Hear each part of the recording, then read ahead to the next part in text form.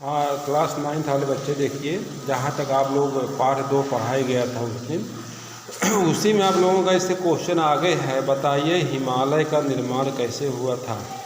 तो हिमालय का निर्माण कैसे हुआ था, तो उसके उत्तर में आपको लिखना होगा। विस्तृत उत्तरी में है, हिमालय पर्वत तंत्र भारतीय उपमहाद्वीप को मध्य एशिया और तिब्बत से पृथक करता है। इसका निर्माण भूगर्भीय प्लेटों के संचलन और आपसी टकराव के परिणाम स्वरूप हुआ था। भारत का सबसे अधिक प्राचीन भूभाग अर्थात प्रायद्वीपीय भाग गोंडवाना लैंड का एक हिस्सा था। भारत का सर्वाधिक प्राचीन भूभाग अर्थात प्रायद्वीपीय भाग जो था गोंडवाना लैंड का एक हिस्सा था। यह भारत सहित ऑस्ट्रेलिया, अफ्रीका और दक्षिणी अमेरिका का समन्वित भूभाग था। कालांतर में यह भूभाग संवहनी धाराओं के कारण अनेक टुकड़ों में विभाजित हो गया। इस परिघटना में Bharat Australia plate Gondwana land से अलग हो गई। विभाजन के बाद भारत ऑस्ट्रेलिया प्लेट उत्तर दिशा में प्रवाहित होने के क्रम में अपने से अधिक विशाल यूरेशियन प्लेट से टकराई। इस टकराव के कारण इन प्लेटों के मध्य स्थित टेथिस भू अभिनति की अवसादी चट्टान में वलन आ गया।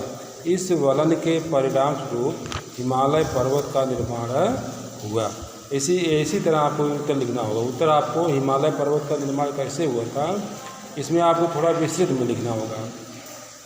विस्तृत में आपको लिखना होगा। तो एक बार फिर इसका उत्तर सुन लीजिए। तो विस्तृत उत्तरी में है, उसमें उत्तर में आप लिखेंगे हिमालय पर्वत तंत्र भारतीय उपमहाद्वीप को मध्य एशिया और तिब्बत से पृथक करता है। इसका निर्माण भूगर्भीय प्लेटों के संचलन और आपसी टकराव के परिणाम स्वरूप हुआ था। भारत का सर्वाधिक प्राचीन भूभाग अर्थात प्रायद्वीपीय भाग गोंडवाना लैंड का एक हिस्सा था।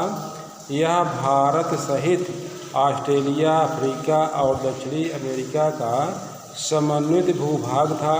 कालांतर में यह भूभाग संवहनी धाराओं के कारण अनेक टुकड़ों में विभाजित हो गया।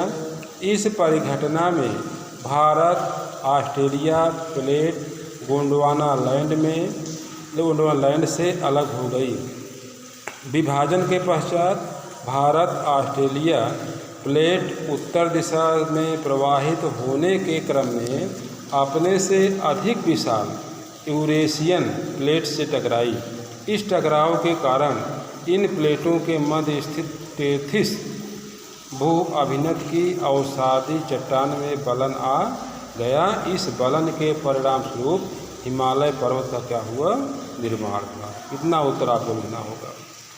अब दूसरा उसी में है विस्तृत में, भारत के प्रमुख भू आकृति विभाग कौन कौन से हैं, माने भारत को कितने भू आकृतियों में बांटा गया है। उसी में और क्वेश्चन आपका है, हिमालय क्षेत्र तथा प्रायद्वीप पठार के उच्चावच लक्षणों में अंतर है। तो उत्तर में आप लिखेंगे भारत के प्रमुख भू आकृति विभाग। भारत के प्रमुख भू आकृति विभाग, तो भारत को देखिए 6 भागों में बांटा गया। भारत के प्रमुख भू आकृति विभाग कौन भागों में बांटा गया है, 6। उसमें पहला है जैसे हिमालय पर्वत श्रृंखला, दूसरा है उत्तरी मैदान, तीसरा है प्रायद्वीपीय पठार, चौथा है भारतीय मरुस्थल, पाँचवा है तटीय मैदान और छठवां है द्वीप समूह। तो भारत के प्रमुख भू आकृति विभाग कितने हैं, 6 में आप जानेंगे। पहला से हिमालय पर्वत श्रृंखला, हिमालय पर्वत क्या है, श्रृंखला पहला है। दूसरा आप उत्तरी मैदान, तीसरा आप लिखेंगे प्रायद्वीपीय पठार, चौथा आप लिखेंगे भारतीय मरुस्थल, पाँचवा आप लिखेंगे तटीय मैदान और छठवां क्या है, द्वीप समूह। अब हिमालय क्षेत्र प्रायद्वीपीय पठार में अंतर, कॉपी में 2 कॉलम बनाओगे, एक तरफ लिखेंगे हिमालय क्षेत्र और एक तरफ लिखेंगे प्रायद्वीपीय पठार। उसमें देखो पहले हिमालय क्षेत्र वाले में पहले लिखेंगे भारत की उत्तरी सीमा पर विस्तृत हिमालय अपनी प्रकृति में नवीन और संरचना के दृष्टिकोण से वलित पर्वत श्रृंखला है। भारत की उत्तरी सीमा पर विस्तृत हिमालय अपनी प्रकृति में नवीन और संरचना के दृष्टिकोण से वलित पर्वत श्रृंखला है। फिर प्रायद्वीपीय वाले में लिखेंगे, यह भारतीय उपमहाद्वीप का सर्वाधिक प्राचीन भूखंड है। यह भारतीय उपमहाद्वीप का सर्वाधिक प्राचीन भूखंड है। यह प्राचीन महाद्वीप पंजिया के दक्षिणतम भाग का हिस्सा है। दूसरा लिखेंगे, इसका निर्माण हिमालय क्षेत्र वाले लिखेंगे, इसका निर्माण विश्व के सर्वाधिक ऊंचे पर्वतों एवं गहरी घाटियों से हुआ है। इसका निर्माण विश्व के सर्वाधिक ऊंचे पर्वतों एवं गहरी घाटियों से हुआ है। इसमें लिखेंगे, यह चौड़ी छिछली घाटियों और गोलाकार पहाड़ियों का मिश्रण है। यह चौड़ी छिछली घाटियों और गोलाकार पहाड़ियों का क्या है, मिश्रण है। तीसरा लिखेंगे, हिमालय क्षेत्र में हिमालयी क्षेत्र के निर्माण की वजह इंडो ऑस्ट्रेलिया हिमालयी क्षेत्र के निर्माण की वजह है इंडो ऑस्ट्रेलिया प्लेट एवं यूरेशियन प्लेट की टक्कर है। प्रायद्वीपीय पठार अगला है, उसमें अगले वाले हैं प्रायद्वीपीय पठार में लिखेंगे, प्रायद्वीपीय पठार गोंडवाना भूमि के टूटने और खिसकने का परिणाम है। चौथा अंतर लिखेंगे, हिमालय क्षेत्र में यह कायांतरित एकांतरित शैलों ग्रेनाइट आवरण व अवसाद युक्त है। यह कायांतरित एकांतरित शैलों ग्रेनाइट आवरण व अवसाद युक्त है। और प्रायद्वीपीय वाले लिखेंगे, यह प्राचीन और सुदृढ़ आग्नेय एवं कायांतरित चट्टानों से युक्त है। यह प्राचीन और सुदृढ़ आग्नेय एवं कायांतरित चट्टानों से युक्त है। हिमालय वाले में फिर आप लिखेंगे, यह भूवैज्ञानिक दृष्टि से अस्थिर क्षेत्र है। यह भूवैज्ञानिक दृष्टि से अस्थिर क्षेत्र है। और प्रायद्वीपीय वाले में लिखेंगे, यह भूवैज्ञानिक दृष्टिकोण से स्थिर क्षेत्र है। अब अगला अंतर डालेंगे आप, हिमालय क्षेत्र 3 वलित श्रेणियों हिमाद्री, निम्न हिमालय और शिवालिक का योग है। इसमें लिखेंगे, इसके 2 विभाग मध्य उच्च भूमि और दक्कन का क्या है, पठार है। यह आपका है। तीसरा क्वेश्चन देखिए, प्रश्न है, भारत के उत्तरी मैदान का वर्णन कीजिए। भारत के उत्तरी मैदान का वर्णन कीजिए। तो उसके उत्तर में आप लिखेंगे, उत्तरी मैदान 3 प्रमुख नदी प्रणालियों सिंधु, गंगा एवं ब्रह्मपुत्र 3 नदियां हैं।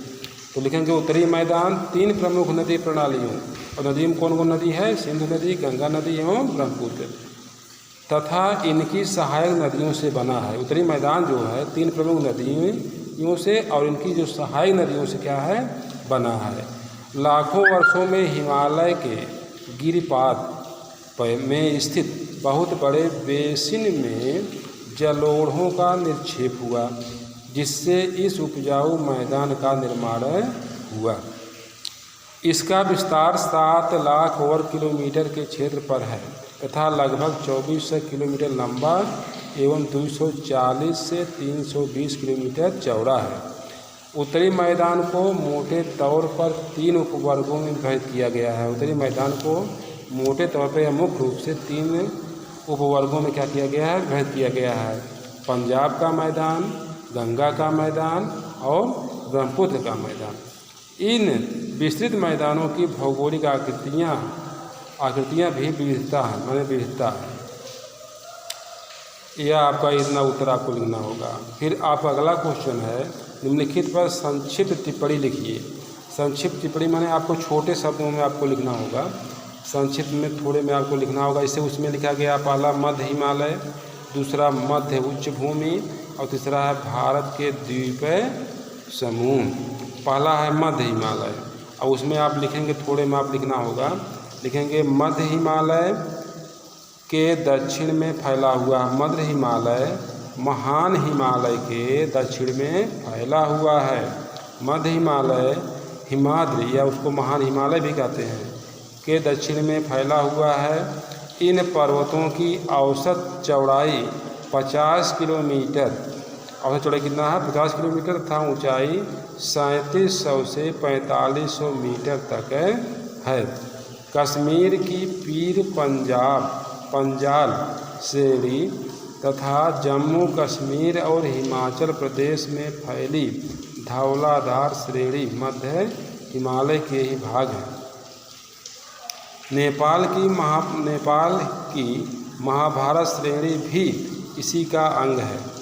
इतना आप लिखेंगे मध्य हिमालय में। मध्य हिमालय वैसे देख लीजिए, मध्य हिमालय हिमाद्री के दक्षिण में फैला हुआ है।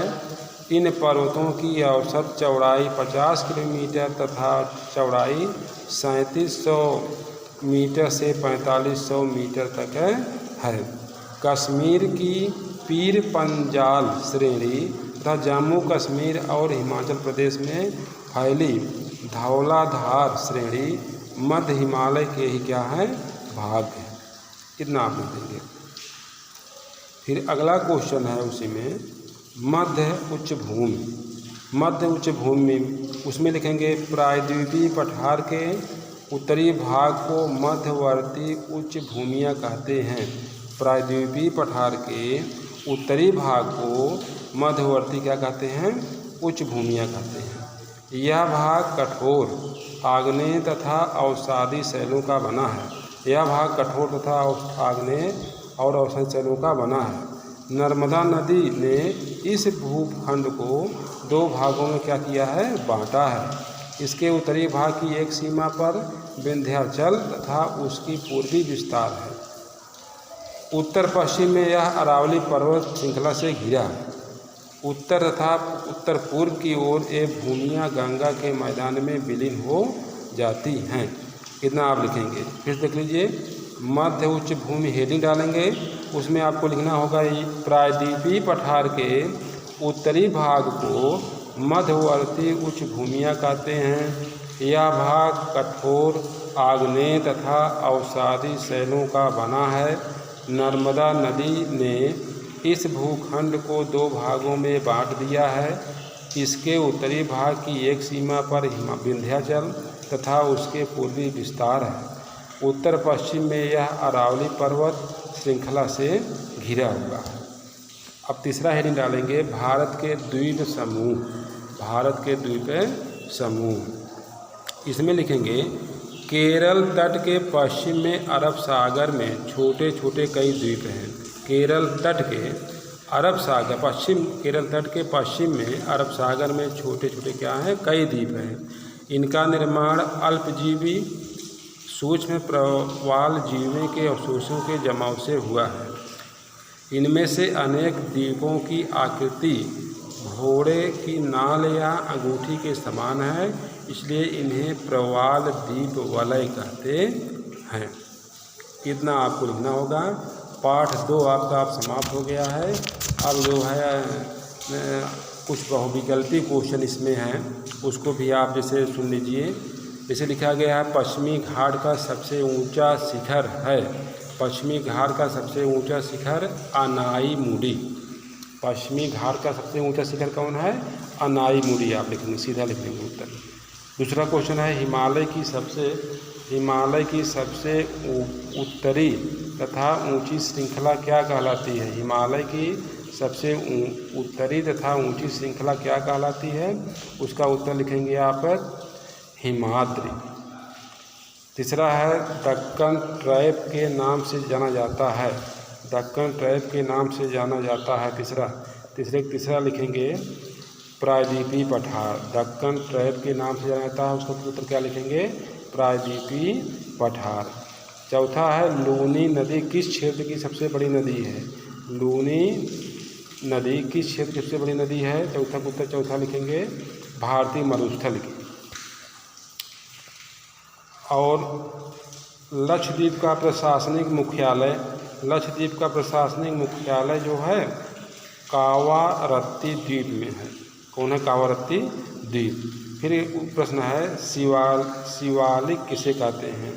हिमालय की दक्षिणतम श्रेणी को वह हिमालय या शिवालिक श्रेणी कहा जाता है। हिमालय की दक्षिणतम श्रेणी को वह हिमालय शिवालिक श्रेणी कहा जाता है। हिमालय की दक्षिणतम श्रेणी को वह हिमालय या शिवालिक श्रेणी कहा जाता है। दर्रा क्या होता है? पहाड़ी मार्ग को दर्रा कहते हैं। पहाड़ी मार्ग को क्या कहते हैं? दर्रा कहते हैं। हिमालय के 2 प्रमुख दर्रे सिपकीला तथा नाथुला है। इतना आप लिख लेंगे। यहाँ आपका जो क्वेश्चन यहीं तक है। अब जो है पाठ 3 आपको कल पढ़ाया जाएगा। पाठ 3 जैसे अपवाह के बारे में कल पढ़ाया जाएगा। फिर आपको इसको लिखाएंगे। कितना क्वेश्चन आप लेंगे?